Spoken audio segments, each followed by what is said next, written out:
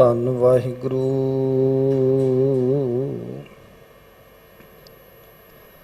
ਸਾਹਿਬ JIO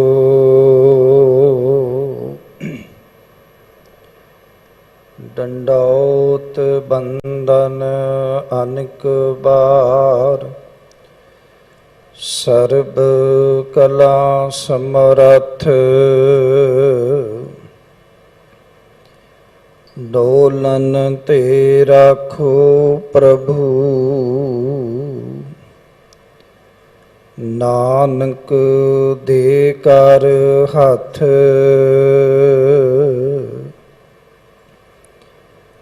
ਗਿਆਨ ਧਿਆਨ ਕਿਛ ਕਰਮ ਨ ਜਾਣਾ, ਸਾਰ ਨ ਜਾਣਾ ਤੇਰੀ। ਸਭ ਤੇ ਵੱਡਾ ਸਤਿਗੁਰ ਨਾਨਕ, ਜਿਨ ਕਲ ਰਾਖੀ ਮੇਰੀ। ਨਾਹੂ ਜਤੀ ਸਤੀ ਨਹੀਂ ਪੜਿਆ, ਮੂਰਖ ਮੁਗਦਾ ਜਨਮ ਭਇਆ। ਪ੍ਰਣਵਤ ਨਾਨਕ ਤਿਨ ਕੀ ਸ਼ਰਣਾ, ਜਿਨ ਤੂੰ ਨਾਹੀ ਵਿਸਰਿਆ। ਕਿਆ ਗੁਣ ਤੇਰੇ ਸਾਰ ਸੰਭਾਲੀ, ਮੋਹਿ ਨਿਰਗੁਣ ਕੇ ਦਾਤਾਰੇ। ਬੈ ਖਰੀਦ ਕਿਆ ਕਰੇ ਚਤੁਰਾਈ, ਇਹ ਜੀਉ ਪਿੰਡ ਸਭ ਥਾਰੇ। ਲਾਲ ਰੰਗੀਲੇ ਪ੍ਰੀਤਮ ਮਨ ਮੋਹਨ, ਤੇਰੇ ਦਰਸ਼ਨ ਕੋ ਹਮ ਬਾਰੇ। ਜੇ ਹੂੰ ਜਾਣਾ ਆਖਾਂ ਨਹੀਂ, ਕਹਿਣਾ ਕਥਨ ਨ ਜਾਈ।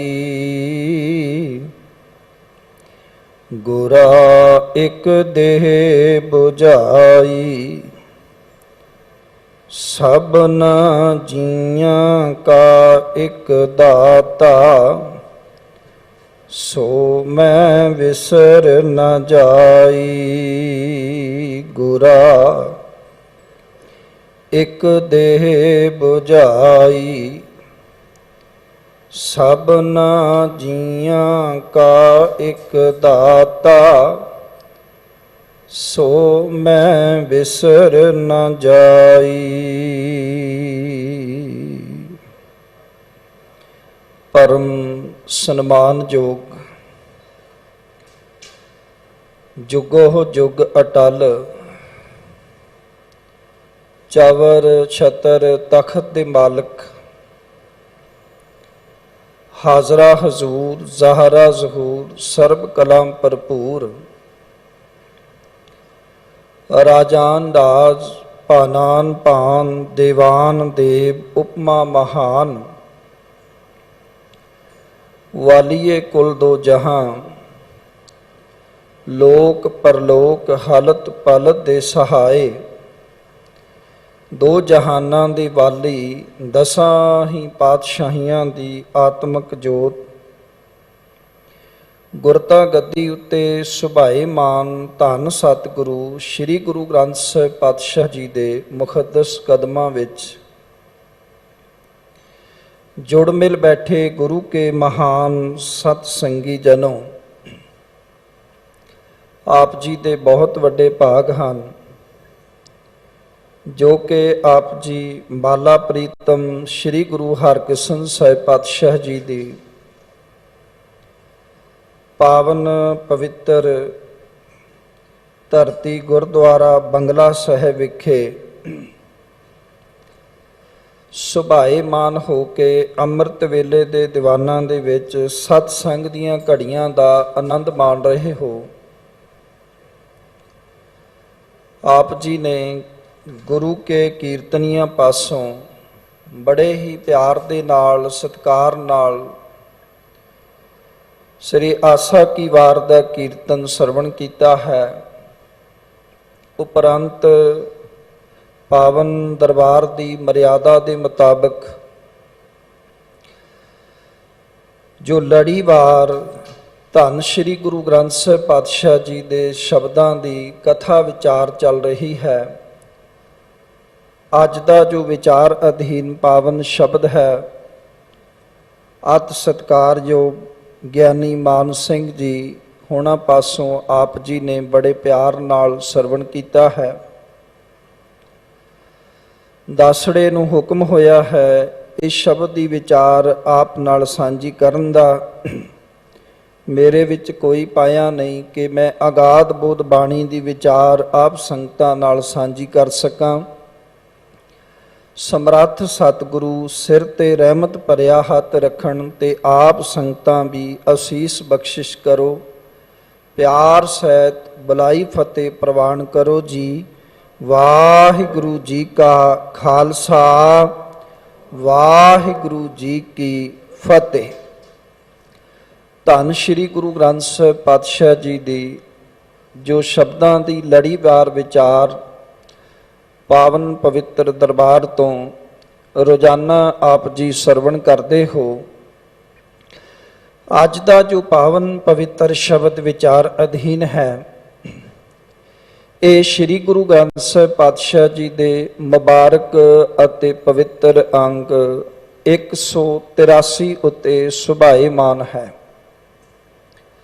ਇਸ ਪਾਵਨ ਸ਼ਬਦ ਨੂੰ ਸ਼ਹੀਦਾਂ ਦੇ ਸਰਤਾਜ, ਬਾਣੀ ਦੇ ਬੋਹਿਤ ਸ਼੍ਰੀ ਗੁਰੂ ਅਰਜਨ ਸਾਹਿਬ ਮਹਾਰਾਜ ਜੀ ਨੇ 2 ਰਾਗਾਂ ਵਿੱਚ ਗਾਇਨ ਕੀਤਾ ਹੈ। ਗੌੜੀ ਇਸ ਦਾ ਮੁੱਖ ਰਾਗ ਹੈ ਅਤੇ ਗਵਾਰੇਰੀ ਮਿਸਰਤ ਰਾਗ ਵਜੋਂ ਉਚਾਰਨ ਕੀਤਾ ਹੈ।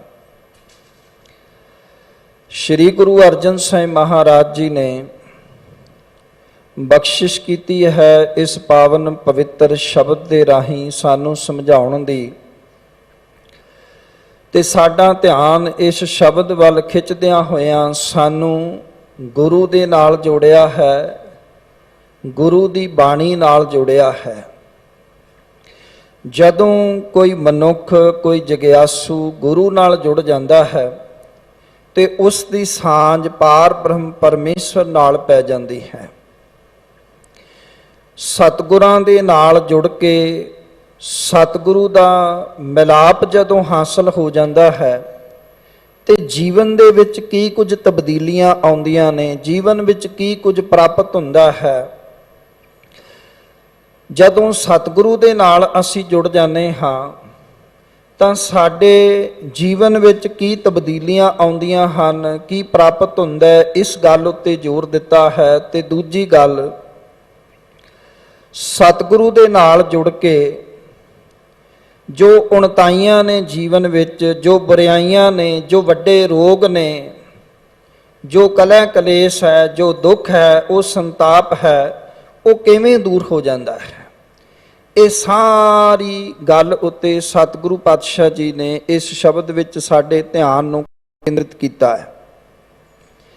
ਔਰ ਇਹ ਬੇਨਤੀ ਇਸ ਕਰਕੇ ਆਰੰਭਕ ਜ਼ਰੂਰੀ ਹੈ ਕਿ ਅੱਜ ਦੀ ਦੌੜ ਭੱਜ ਦੀ ਜ਼ਿੰਦਗੀ ਦੇ ਵਿੱਚ ਜਿਹੜਾ ਮਨੁੱਖ ਹੈ ਉਹ ਇਹੀ ਚਾਹੁੰਦਾ ਹੈ ਕਿ ਸਾਨੂੰ ਕੋਈ ਜੁਗਤ ਮਿਲ ਜਾਏ, ਕੋਈ ਢੰਗ ਮਿਲ ਜਾਏ, ਕੋਈ ਤਰੀਕਾ ਮਿਲ ਜਾਏ, ਜਿਸ ਜੁਗਤ ਨਾਲ, ਜਿਸ ਢੰਗ ਨਾਲ ਅਸੀਂ ਵਾਹਿਗੁਰੂ ਪਰਮੇਸ਼ਵਰ ਦੀ ਨੇੜਤਾ ਪ੍ਰਾਪਤ ਕਰ ਸਕੀਏ, ਵਾਹਿਗੁਰੂ ਪਰਮੇਸ਼ਵਰ ਦੀ ਭਗਤੀ ਪ੍ਰਾਪਤ ਕਰ ਸਕੀਏ, ਨਾਮ ਜਪ ਸਕੀਏ। ਸਾਨੂੰ ਕੋਈ ਜੁਗਤ ਮਿਲ ਜਾਏ ਕਿ ਅਸੀਂ ਪਰਮੇਸ਼ਵਰ ਦੀ ਕੀਰਤੀ ਗਾਇਨ ਕਰ ਸਕੀਏ, ਸਾਨੂੰ ਕੋਈ ਢੰਗ ਮਿਲ ਜਾਏ ਜਿਸ ਨਾਲ ਸਾਡੇ ਦੁੱਖ ਕੱਟੇ ਜਾਣ। ਅੱਜ ਤੁਸੀਂ ਵੇਖੋ ਨਾ ਕਿ ਹਾਲਾਤ ਜਿਹੜੇ ਬਣੇ ਪਏ ਨੇ ਉਹ ਤੇ ਇਹੀ ਨੇ ਨਾ ਕਿ ਜਿਸ ਮਾਨੁਖ ਪੈ ਕਰੋ ਬੇਨੰਤੀ ਸੋ ਆਪਣੇ ਦੁੱਖ ਭਰਿਆ।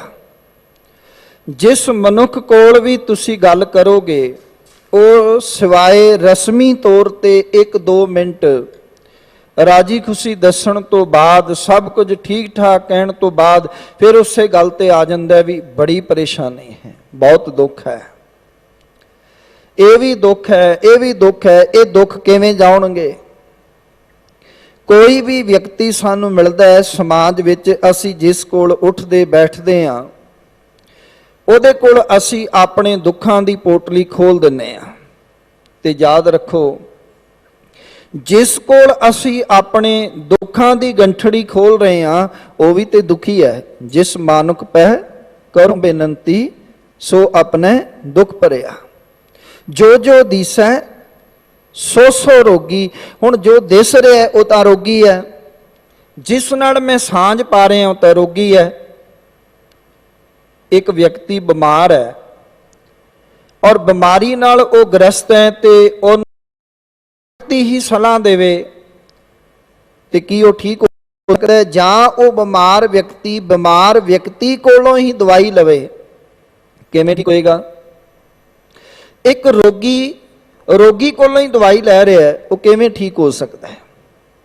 ਰੋਗੀ ਨੂੰ ਤਾਂ ਨਿਰੋਗੀ ਕੋਲ ਜਾਣਾ ਪਏਗਾ, ਜਾਂ ਫਿਰ ਉਸ ਕੋਲ ਜਾਣਾ ਪਏਗਾ ਜਿਹਦਾ ਬਹੁਤ ਵੱਡਾ ਤਜਰਬਾ ਹੈ, ਜਿਹਨੂੰ ਰੋਗ ਹੋ ਗਿਆ ਸੀ, ਉਹਦਾ ਰੋਗ ਠੀਕ ਹੋ ਗਿਆ, ਉਹ ਫਿਰ ਦੱਸਦਾ ਮੈਂ ਫਲਾਣੇ ਵੈਦ ਕੋਲ ਗਿਆ ਸੀ, ਉਹਨੇ ਇਹ ਮੈਡੀਸਨ ਦਿੱਤੀ ਸੀ, ਇਹ ਦਵਾਈ ਦਿੱਤੀ ਸੀ, ਉਹਦੇ ਨਾਲ ਠੀਕ ਹੋਇਆ।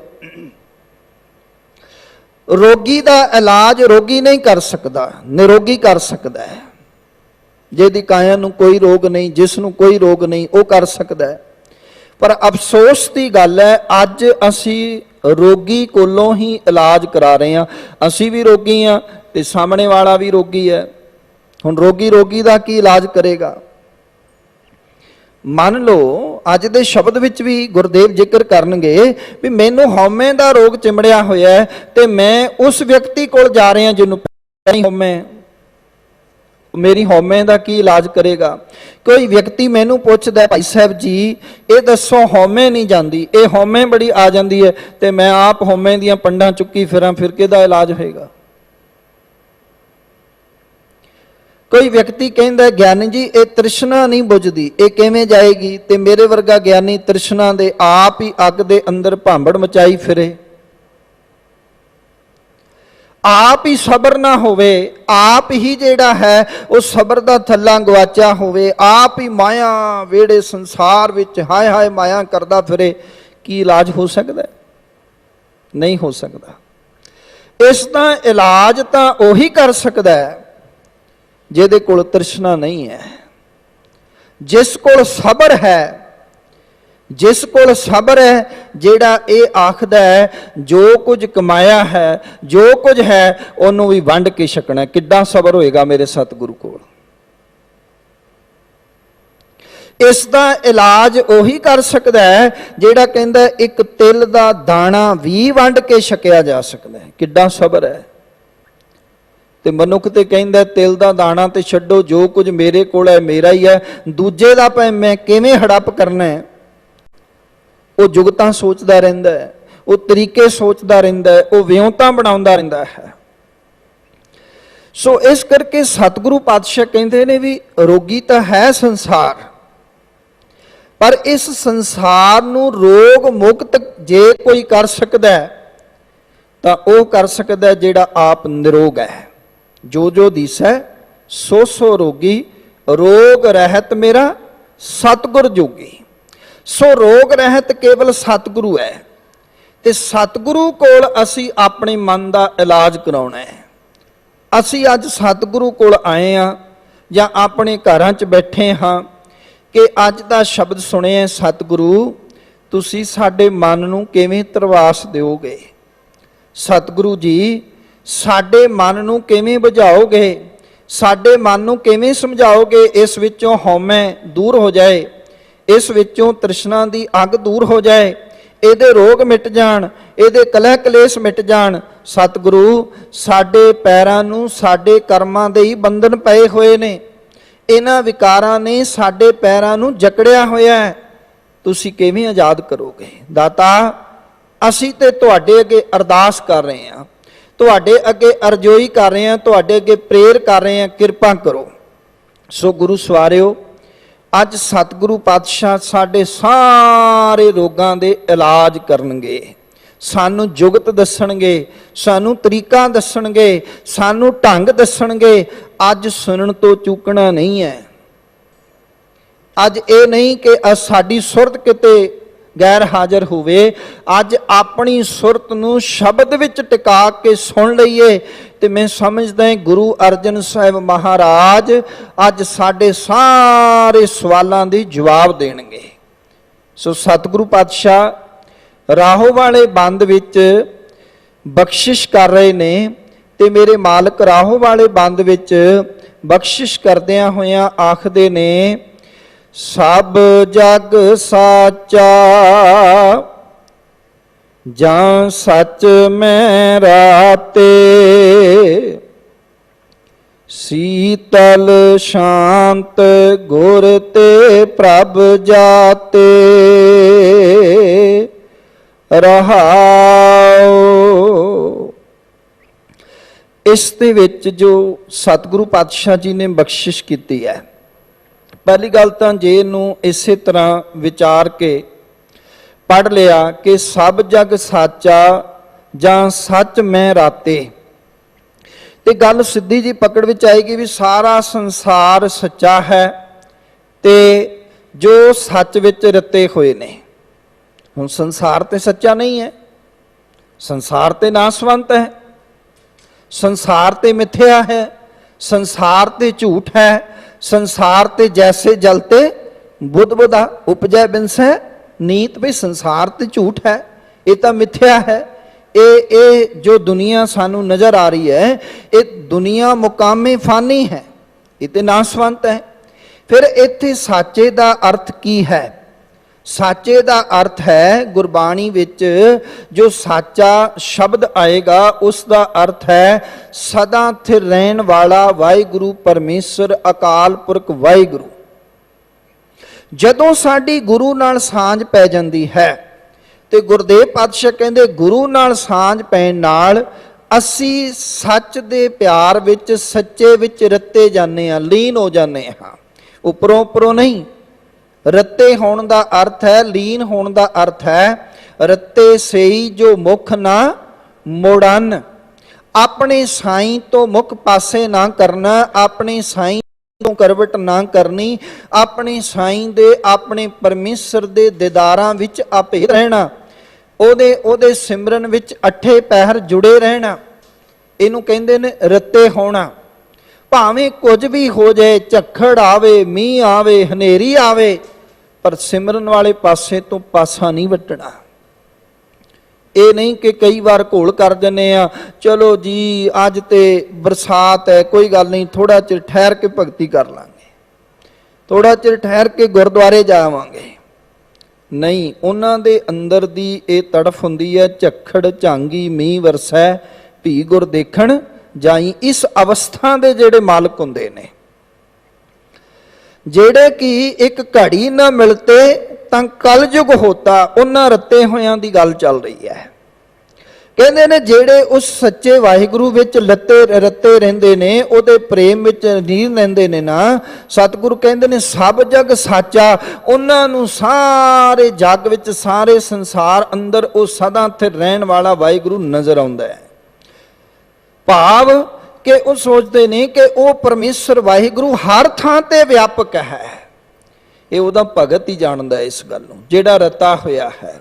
ये उसदे भगत अंदरों आवाज़ निकलदी है, जिहड़े गुरु अर्जन साहिब महाराज बख्शिश करते हैं ना कि जह जह पेखों तां हजूर दूर कतों ना जाई, रब रहा सरबत्र मैं मन सदा ध्याई। फिर जिथे जिथे वो वेखते हैं उथे उथे उन्होंने अपना प्रीतम, अपना प्यारा, अपना वाहिगुरू नज़र आउंदा है। उन्होंने गुरबाणी पढ़ के ये गल समझ आ जाती है कि जल थल महीअल पूरिया स्वामी सिरजनहार, अनेक भांत होए पसरिया ਨਾਨਕ ਇੱਕ ਓੰਕਾਰ। ਭਈ ਉਹ ਪਰਮਾਤਮਾ ਵਾਹਿਗੁਰੂ ਜਲ ਵਿੱਚ ਵੀ ਹੈ, ਉਹ ਥਲ ਵਿੱਚ ਵੀ ਹੈ, ਉਹ ਮਹੀਲ ਕਹੀਏ ਆਕਾਸ਼ ਵਿੱਚ ਵੀ ਹੈ, ਭਾਵ ਉਹ ਤ੍ਰੈ ਲੋਕੀ ਵਿੱਚ ਵਸਿਆ ਹੋਇਆ ਹੈ। ਉਹ ਇੱਕ ਓੰਕਾਰ ਵਾਹਿਗੁਰੂ ਸਾਰੇ ਪਾਸੇ ਪਸਰਿਆ ਹੋਇਆ ਹੈ। ਜਦੋਂ ਸਾਰੇ ਸੰਸਾਰ ਵਿੱਚ ਉਸ ਪਰਮੇਸ਼ਰ ਵਾਹਿਗੁਰੂ ਜੀ ਨੂੰ ਵੇਖਦੇ ਨੇ, ਸਾਰਿਆਂ ਵਿੱਚ, ਸਾਰਿਆਂ ਦੇ ਹਿਰਦੇ ਵਿੱਚ ਰਵਿਆ ਹੋਇਆ ਵੇਖਦੇ ਨੇ, ਤੇ ਗੁਰਦੇਵ ਪਾਤਸ਼ਾਹ ਕੀ ਕਹਿੰਦੇ ਨੇ? ਸਭ ਤੋਂ ਨੰਬਰ 1 ਕਿਰਪਾ ਵਾਪਰਦੀ ਹੈ ਕਿ ਸੀਤਲ ਸ਼ਾਂਤ ਗੁਰ ਤੇ ਪ੍ਰਭ ਜਾਤੇ।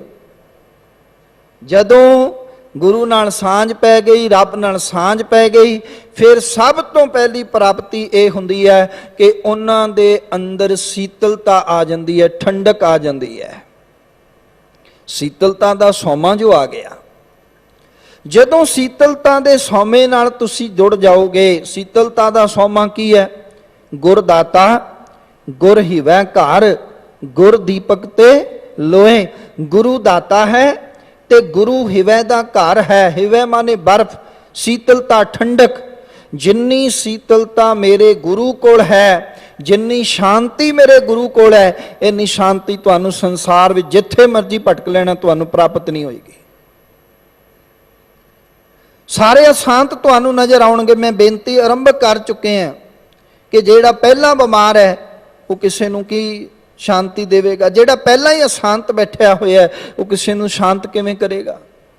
ਗੁਰੂ ਦਰ ਤੇ ਜੋ ਵੀ ਆਇਆ, ਭਾਵੇਂ ਉਹ ਭਟਕਦਾ ਹੋਇਆ ਆਇਆ, ਪਰੇਸ਼ਾਨ ਹੋ ਕੇ ਆਇਆ, ਅੱਗ ਬਬੂਲੇ ਹੋ ਕੇ ਆਇਆ, ਜਦੋਂ ਸਤਿਗੁਰੂ ਕੋਲ ਆਇਆ ਨਾ ਤੇ ਉਹਨੂੰ ਸ਼ਾਂਤੀ ਮਿਲ ਗਈ, ਉਹਨੂੰ ਸੀਤਲਤਾ ਮਿਲ ਗਈ ਹੈ, ਉਹਨੂੰ ਠੰਡਕ ਮਿਲ ਗਈ ਹੈ। ਮੇਰੇ ਸਤਿਗੁਰੂ ਕੋਲ ਆਇਆ ਸ਼ਾਂਤੀ ਪ੍ਰਾਪਤ ਹੁੰਦੀ ਹੈ, ਹਿਰਦੇ ਦੀ ਸੀਤਲਤਾ ਪ੍ਰਾਪਤ ਹੁੰਦੀ ਹੈ। ਫਿਰ ਮਨੁੱਖ ਦੇ ਅੰਦਰ ਈਰਖਾਂ ਦੇ ਭਾਂਬੜ ਨਹੀਂ ਮੱਚਦੇ। ਔਰ ਇਹ ਗੱਲ ਗੁਰਦੇਵ ਪਾਤਸ਼ਾਹ ਕਹਿੰਦੇ ਨੇ, ਯਾਦ ਰੱਖੋ, ਸ਼ਾਂਤੀ ਭਾਲਣ ਵਾਸਤੇ ਮਨੁੱਖ ਬੜੇ ਯਤਨ ਕਰਦੇ ਨੇ। ਐਸਾ ਨਹੀਂ ਹੈ ਕਿ ਯਤਨ ਨਹੀਂ ਕਰਦੇ। ਸਤਿਗੁਰੂ ਕਹਿੰਦੇ ਨੇ, ਨਹਿ ਸੀਤਲੰਗ ਚੰਦਰ ਦੇਵੈ, ਨਹਿ ਸੀਤਲੰਗ ਬਾਵਨ ਚੰਦਨੈ, ਨਹਿ ਸੀਤਲੰਗ ਸੀਤ ਰੁਤੇਨ। ਨਾਨਕ ਸੀਤਲਤਾ ਸਾਧ ਸਵੈ ਜਨੈ। ਜੇ ਸੀਤਲਤਾ ਪ੍ਰਾਪਤ ਹੋ ਸਕਦੀ ਹੈ ਤਾਂ ਉਹ ਸਤ ਸੰਗਤ ਵਿੱਚੋਂ ਪ੍ਰਾਪਤ ਹੋ ਸਕਦੀ ਹੈ, ਗੁਰੂ ਦੇ ਦਰ ਤੋਂ ਪ੍ਰਾਪਤ ਹੋ ਸਕਦੀ ਹੈ। ਕਿਸੇ ਹੋਰ ਦੀ ਪੂਜਾ ਕਰਕੇ ਸੀਤਲਤਾ ਪ੍ਰਾਪਤ ਨਹੀਂ ਹੋ ਸਕਦੀ, ਸ਼ਾਂਤੀ ਨਹੀਂ ਪ੍ਰਾਪਤ ਹੋ ਸਕਦੀ। ਤੇ ਸਤਿਗੁਰੂ ਪਾਤਸ਼ਾਹ ਕਹਿੰਦੇ ਇਹ ਸ਼ਾਂਤੀ ਦਾ ਸੋਮਾ ਗੁਰੂ ਹੈ। ਸ਼ਾਂਤੀ ਪ੍ਰਾਪਤ ਹੋ ਸਕਦੀ ਹੈ ਗੁਰੂ ਦੀ ਬਾਣੀ ਪੜ੍ਹ ਕੇ। ਜਿਹੜੀ ਗੱਲ ਸਤਿਗੁਰੂ ਜੀ ਪਹਿਲੇ ਪਦੇ ਵਿੱਚ ਖੋਲਦੇ ਨੇ ਤੇ ਮੇਰੇ ਮਾਲਕ ਸਤਿਗੁਰੂ ਆਖਦੇ ਨੇ, ਸਤਿਗੁਰ ਦਰਸ਼ਨ ਅਗਨ ਨਿਵਾਰੀ, ਸਤਿਗੁਰ ਭੇਟਤ ਹਉਮੈ ਮਾਰੀ। ਸਤਿਗੁਰ ਦਰਸ਼ਨ ਅਗਨ ਨਿਵਾਰੀ। ਹੁਣ ਸਤਿਗੁਰੂ ਪਾਤਸ਼ਾਹ ਕਹਿੰਦੇ ਸਤਿਗੁਰੂ ਦੇ ਦਰਸ਼ਨਾਂ ਦੇ ਰਾਹੀਂ ਜਿਹੜਾ ਹੈ ਉਹ ਅਗਨ ਨਿਵਾਰੀ। ਅਗਨੀ ਕਿਹੜੀ ਹੈ? ਜੋ ਤ੍ਰਿਸ਼ਨਾ ਦੀ ਅੱਗ ਹੈ, ਜੋ ਤ੍ਰਿਸ਼ਨਾ ਦੇ ਭਾਂਬੜ ਸਾਡੇ ਅੰਦਰ ਮਚੇ ਪਏ ਨੇ। ਤੇ ਸਤਿਗੁਰੂ ਪਾਤਸ਼ਾਹ ਕਹਿੰਦੇ ਨੇ ਸਤਿਗੁਰ ਭੇਟਤ ਹਉਮੈ ਮਾਰੀ। ਹਉਮੈ ਵੀ ਮਨੁੱਖ ਦੇ ਅੰਦਰ ਹੀ ਹੈ ਤੇ ਤ੍ਰਿਸ਼ਨਾ ਵੀ ਮਨੁੱਖ ਦੇ ਅੰਦਰ ਹੀ ਹੈ।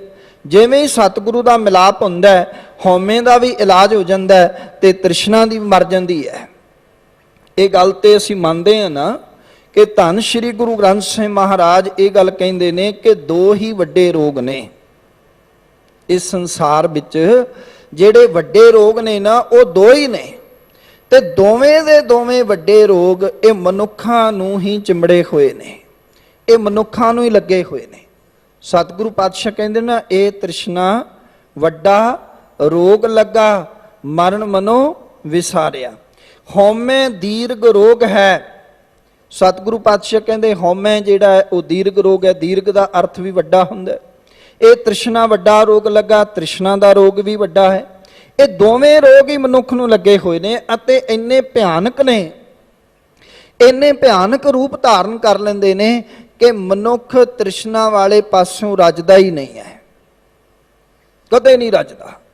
ਕੋਈ ਵਿਰਲਾ ਹੋਵੇ, ਸਤਿਗੁਰੂ ਪਾਤਸ਼ਾਹ ਕਹਿੰਦੇ ਕੋਈ ਟਾਵਾਂ ਟਾਵਾਂ ਹੋਵੇ, ਇੱਕ ਵੱਖਰੀ ਗੱਲ ਹੈ ਕਿਸੇ ਨੂੰ ਗੁਰੂ ਕੋਲੋਂ ਸਿੱਖਿਆ ਮਿਲ ਗਈ ਹੋਵੇ ਤੇ ਉਹ ਆਪਣੀ ਤ੍ਰਿਸ਼ਨਾ ਤੇ ਕਾਬੂ ਕਰ ਲੈਂਦਾ ਹੈ, ਨਹੀਂ ਤੇ ਤ੍ਰਿਸ਼ਨਾ ਵਿਰਲੇ ਹੀ ਕੀ ਬੂਝੀ ਹੈ।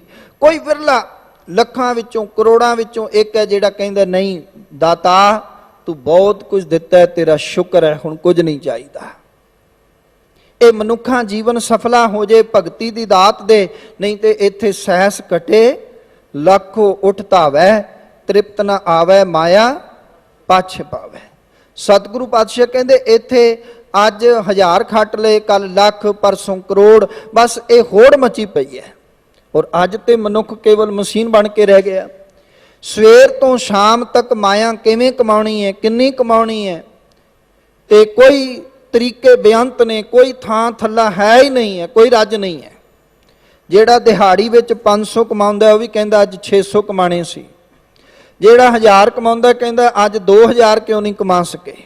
ਔਰ ਟਾਰਗੇਟ ਰੱਖਦੇ ਨੇ ਮਨੁੱਖ ਵੀ ਕੱਲ 10,000 ਕਮਾਵਾਂਗਾ, ਪਰਸੋਂ 50,000 ਕਮਾਵਾਂਗਾ।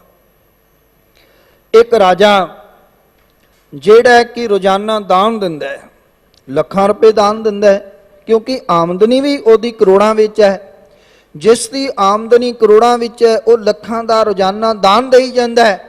ਔਰ ਕਈ ਵਾਰ ਚੇਤੇ ਰੱਖਣਾ, ਜਿਹੜਾ ਦਾਨ ਵੀ ਦਿੰਦਾ ਹੈ ਨਾ, ਹਉਮੈ ਇੰਨੀ ਸੂਖਸ਼ਮ ਹੈ ਕਿ ਇਹ ਹਉਮੈ ਦਾ ਰੋਗ ਵੀ ਨਾਲ ਦੀ ਨਾਲ ਹੀ ਅੰਦਰ ਘਰ ਕਰ ਜਾਂਦਾ ਹੈ। ਦਾਨ ਦੇਣ ਦਾ ਹੀ ਹੰਕਾਰ ਹੋ ਜਾਂਦਾ ਵੀ ਮੈਂ ਇੰਨਾ ਦਾਨ ਕਰਦਾ ਹਾਂ, ਇੰਨਾ ਰੁਪਈਆ ਪੈਸਾ ਦਿੰਦਾ, ਇੰਨੀ ਦੌਲਤ ਦਾਨ ਕਰਦਾ।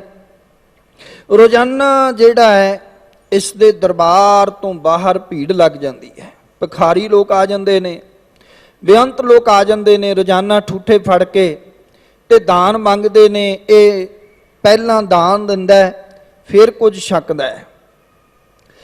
ਪਰ ਇਹਦੇ ਮਹਾਲਾਂ ਦੇ ਲਾਗੇ ਇਸ ਇਲਾਕੇ ਵਿੱਚ ਇੱਕ ਸਾਧੂ, ਇੱਕ ਫਕੀਰ ਰਹਿੰਦਾ ਹੈ, ਤੇ ਉਹ ਫਕੀਰ ਕਦੇ ਵੀ ਇਸ ਰਾਜੇ ਦੇ ਕੋਲ ਜਿਹੜਾ ਹੈ ਉਹ ਦਾਨ ਲੈਣ ਵਾਸਤੇ ਨਹੀਂ ਆਉਂਦਾ। ਜੋ ਕੁਝ ਮਿਲ ਜਾਂਦਾ ਹੈ ਉਹਦੇ ਵਿੱਚ ਉਹ ਸਬਰ ਕਰ ਲੈਂਦਾ, ਸੰਤੋਖ ਕਰ ਲੈਂਦਾ, ਪਰ ਉਹ ਇਸ ਦੇ ਦਰਵਾਜ਼ੇ ਤੇ ਕਦੇ ਠੂਠਾ ਫੜ ਕੇ ਨਹੀਂ ਆਇਆ। ਕਹਿਣ ਲੱਗੇ ਖੇਡ ਇੱਕ ਦਿਨ ਵਾਹਿਗੁਰੂ ਪਰਮੇਸ਼ਰ ਦੀ ਵਰਤੀ ਕੋਈ ਵੀ ਇਸ ਰਾਜੇ ਦੇ ਦਰ ਤੋਂ ਦਾਨ ਲੈਣ ਵਾਸਤੇ ਨਹੀਂ ਆਇਆ। ਰਾਜੇ ਦੀ ਪਰੇਸ਼ਾਨੀ ਵੱਧ ਗਈ ਵੀ ਦਾਨ ਦੇ ਕੇ ਹੀ ਪ੍ਰਸ਼ਾਦਾ ਛਕਦਾ ਸੀ, ਹੁਣ ਸਿਖਰ ਦੁਪਹਿਰ ਹੋ ਗਈ, ਅੱਜ ਕੋਈ ਆਇਆ ਹੀ ਨਹੀਂ ਹੈ, ਅੱਜ ਕੋਈ ਦਾਨ ਮੰਗਣ ਨਹੀਂ ਆਇਆ, ਇਹਨੇ ਦਾਨ ਦਿੱਤਾ ਨਹੀਂ, ਇਸ ਕਰਕੇ ਪ੍ਰਸ਼ਾਦਾ ਪਾਣੀ ਵੀ ਨਹੀਂ ਛਕਿਆ। ਇਹ ਆਪਣੇ ਅਹਿਲਕਾਰਾਂ ਨੂੰ ਕਹਿੰਦਾ ਕਿਸੇ ਫਕੀਰ ਨੂੰ ਸੱਦ ਲਿਆਓ, ਉਹਨੂੰ ਆਪਾਂ ਦਾਨ ਦੇ ਦਈਏ। ਤੇ ਅਹਿਲਕਾਰ ਜਾਉਂਦੇ ਨੇ, ਹੁਣ ਤੁਸੀਂ ਦਾਨ ਕਿਸੇ ਨੂੰ ਜ਼ਬਰੀ ਨਹੀਂ ਦੇ ਸਕਦੇ। ਲੈਣ ਵਾਲੇ ਦਾ ਦਿਲ ਕਰਦਾ ਤੇ ਉਹ ਰਵੇ, ਜ਼ਬਰਨ ਤਾਂ ਕਿਸੇ ਨੂੰ ਦਾਨ ਨਹੀਂ ਦਿੱਤਾ ਜਾ ਸਕਦਾ। ਪਰ ਜਦੋਂ ਸਾਡੇ ਅੰਦਰ ਹਉਮੈ ਆ ਜਾਂਦੀ ਹੈ ਨਾ, ਫਿਰ ਬੰਦਾ ਕਹਿੰਦਾ ਹਉਮੈ ਦੇ ਅਧੀਨ ਕਿ ਜ਼ਬਰਨ ਵੀ ਕਿਸੇ ਨੂੰ ਫੜਾ ਦਿੰਦਾ ਹੈ। ਤੁਸੀਂ ਵਰਤਾਉਣ ਵਾਲਿਆਂ ਦਾ ਕਈ ਵਾਰ ਢੰਗ ਦੇਖਿਆ ਕਰੋ, ਉਹ ਐਵੇਂ ਹੀ ਔਖੇ ਹੋਈ ਜਾਣਗੇ ਵੀ ਵਰਤਾਉਣ ਦੇ ਨਾਲ ਤਾਂ ਹੋਰ ਨਿਮਰਤਾ ਆਉਣੀ ਚਾਹੀਦੀ ਹੈ, ਹੋਰ ਪਿਆਰ ਆਉਣਾ ਚਾਹੀਦਾ, ਪਰ ਬੰਦਾ ਔਖਾ ਹੋਈ ਜਾਂਦਾ ਕਿਉਂਕਿ ਅੰਦਰੋਂ ਇੱਕ ਹਉਮੈ ਕੰਮ ਕਰ ਰਹੀ ਹੁੰਦੀ ਹੈ। ਮੈਂ ਵਰਤਾ ਰਿਹਾ, ਮੇਰੇ ਰਾਹੀਂ ਇਹਦੇ ਕੋਲ ਜਾ ਰਿਹਾ, ਮੇਰੇ ਰਾਹੀਂ ਇਹਦੇ ਢਿੱਡ 'ਚ ਜਾ ਰਿਹਾ। ਭਾਵੇਂ ਅਸੀਂ ਉਸ ਵੇਲੇ ਇਹ ਗੱਲ ਭੁੱਲ ਜਾਂਦੇ ਹਾਂ ਕਿ ਸਿਰ ਸਿਰ ਰਿਜ਼ਕ ਸੰਭਾਹੇ ਠਾਕੁਰ, ਵੀ ਸਾਰਿਆਂ ਦੇ ਸਿਰ ਤੇ ਉਹਨੇ ਰਿਜ਼ਕ ਪੈਦਾ ਕੀਤਾ ਹੈ, ਉਹਨੇ ਦਿੱਤਾ ਹੋਇਆ, ਸਾਰਿਆਂ ਦੇ ਆਹਾਰ ਦਾ ਪ੍ਰਬੰਧ ਕੀਤਾ ਹੋਇਆ। ਕਹਿੰਦੇ ਨੇ ਹੁਣ ਇਹ ਜਿਹੜਾ ਰਾਜਾ ਹੈ ਉਹ ਆਪਣੇ ਅਹਿਲਕਾਰਾਂ ਨੂੰ ਭੇਜਦਾ, ਅਹਿਲਕਾਰ ਝੁੱਗੀ ਲੱਭਦਿਆਂ ਹੋਇਆਂ ਉਸੇ ਫਕੀਰ ਕੋਲ ਚਲੇ ਜਾਂਦੇ ਨੇ। ਫਕੀਰ ਨੂੰ ਕਹਿੰਦੇ ਵੀ ਸਾਡਾ ਰਾਜਾ ਅੱਜ ਭੁੱਖਾ ਹੈ, ਉਹ ਰੋਜ਼ਾਨਾ ਦਾਨ ਦੇ ਕੇ ਕੁਝ ਨਾ ਕੁਝ ਛਕਦਾ, ਤੂੰ ਚੱਲ, ਬਹੁਤਾ ਨਹੀਂ ਤੇ ਥੋੜਾ ਬਹੁਤ ਦਾਨ ਲੈ ਲੈ ਤਾਂ ਕਿ ਰਾਜਾ ਪ੍ਰਸ਼ਾਦਾ ਛਕ ਸਕੇ। ਉਹ ਕਹਿਣ ਲੱਗਾ ਮੈਂ ਲੈ ਲਾਂਗਾ, ਨੰਬਰ 1 ਤੇ ਭਾਂਡਾ ਵੀ ਮੇਰਾ ਹੋਏਗਾ, ਤੇ ਨੰਬਰ 2 ਕਿ ਦਾਨ ਦੇਣ ਤੋਂ ਪਹਿਲਾਂ ਮੈਨੂੰ ਰਾਜੇ ਨੂੰ ਸਵਾਲ ਕਰਨੇ ਤੇ ਰਾਜੇ ਨੂੰ ਜਿਹੜਾ ਮੇਰੇ ਸਵਾਲ ਦਾ ਜਵਾਬ ਦੇਣਾ ਪੈਣਾ। ਉਹ ਕਹਿੰਦੇ ਕੋਈ ਗੱਲ ਨਹੀਂ, ਵੀ ਜੇ ਰਾਜੇ ਨੂੰ ਆਉਂਦਾ ਹੋਏਗਾ ਠੀਕ ਹੈ, ਨਹੀਂ ਤਾਂ ਵਜ਼ੀਰਾਂ ਦੀ ਸਹਾਇਤਾ ਨਾਲ ਜਿਹੜਾ ਹੈ ਉਹ ਤੇਰੇ ਸਵਾਲ ਦਾ ਰਾਜਾ ਜਵਾਬ ਦੇ ਦੇਵੇਗਾ, ਪਰ ਘੱਟੋ ਘੱਟ ਭੁੱਖਾ ਤੇ ਨਹੀਂ ਰਹੇਗਾ, ਉਹ ਪ੍ਰਸ਼ਾਦਾ ਤੇ ਛਕੇਗਾ, ਤੂੰ ਚੱਲ। ਉਹਨੂੰ ਲੈ ਗਏ, ਉਹ ਗਿਆ ਰਾਜੇ ਦੇ ਦਰਬਾਰ ਦੇ ਵਿੱਚ। ਰਾਜੇ ਨੇ ਜਿਹੜਾ ਉਹ ਖਜ਼ਾਨਾ ਤਿਆਰ ਕੀਤਾ ਹੋਇਆ ਸੀ, ਖਜ਼ਾਨੇ ਮੰਤਰੀ ਨੂੰ ਕੋਲ ਬਿਠਾਇਆ ਹੋਇਆ ਸੀ ਵੀ ਅੱਜ ਦਾਨ ਦੇਣਾ ਹੀ ਦੇਣਾ। ਸਿਖਰ ਦੁਪਹਿਰ ਹੋ ਗਈ, ਪ੍ਰਸ਼ਾਦਾ ਨਹੀਂ ਛਕਿਆ। ਫਕੀਰ ਕਹਿੰਦਾ ਹੈ ਜਿਹੜਾ ਸਾਈਂ ਦਾ ਬੰਦਾ ਸੀ, ਰੱਬ ਦਾ ਬੰਦਾ ਸੀ, ਉਹ ਆਖਣ ਲੱਗਾ ਰਾਜਨ ਵੀ ਪਹਿਲਾਂ ਮੇਰੀ ਇੱਕ ਸ਼ਰਤ, ਇੱਕ ਸਵਾਲ ਹੈ। ਉਹ ਕਹਿੰਦਾ ਦੱਸੋ ਜੀ। ਕਹਿੰਦਾ ਅੱਜ ਤੱਕ ਸਾਰੇ ਲੋਕ ਮੇਰੇ ਕੋਲੋਂ ਦਾਨ ਲੈਂਦੇ ਨੇ ਅਤੇ ਦਾਨ ਚੁੱਪ ਕਰਕੇ ਲੈ ਕੇ ਚਲੇ ਜਾਂਦੇ ਨੇ, ਕੋਈ ਸਵਾਲ ਨਹੀਂ ਕਰਦਾ, ਕੋਈ ਕੁਐਸਚਨ ਨਹੀਂ ਕਰਦਾ, ਤੇ ਸਵਾਲ ਕਰਨ ਦੀ ਤਾਂ ਤੂੰ ਨਾਲੇ ਸ਼ਰਤ ਰੱਖੀ ਜਾਂਦਾ। ਕਹਿਣ ਲੱਗਾ ਹਾਂ ਮੇਰੀ ਇੱਕ ਸ਼ਰਤ ਹੈ। ਕਹਿੰਦਾ ਕੀ ਸ਼ਰਤ ਹੈ? ਫਕੀਰ ਕਹਿੰਦਾ ਜੋ ਮੈਂ ਭਾਂਡਾ ਲੈ ਕੇ ਆਇਆ ਨਾ, ਮੇਰਾ ਭਾਂਡਾ ਤੈਨੂੰ ਅੱਜ ਭਰਨਾ ਪਏਗਾ, ਜਿੰਨਾ ਚਿਰ ਉਹ ਨਹੀਂ ਭਰਦਾ ਉਹਨਾਂ ਚਿਰ ਤੂੰ ਆਪਣਾ ਹੱਥ ਨਹੀਂ ਰੋਕੇਗਾ।